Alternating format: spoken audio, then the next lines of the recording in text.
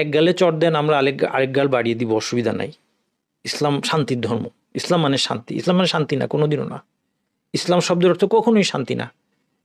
ইসলাম অসমত আত্মসমর্পণ।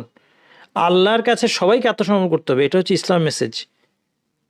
হ্যাঁ, ইসলাম গ্রহণ করলে মানুষ শান্তি পাবে, এটা অন্য জিনিস। তা আমরা এখন বানিয়েছি যে ইসলাম শান্তির ধর্ম, এখানে যুদ্ধ টুদ্ধ নাই।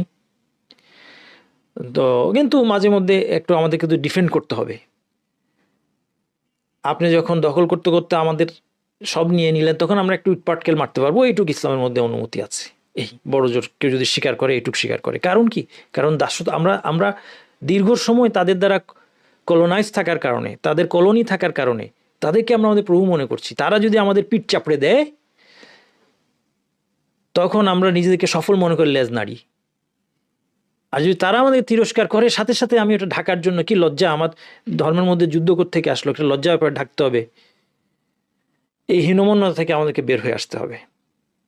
আমরা তাদেরকে বলতে হবে যে তোমার গায়ে একটা কাপড়ও নাই, এক সুতা কাপড়ও নাই, তুমি আমার কাপড়ের মধ্যে ছিদ্র খুঁজতে যাও কোন সাহসে?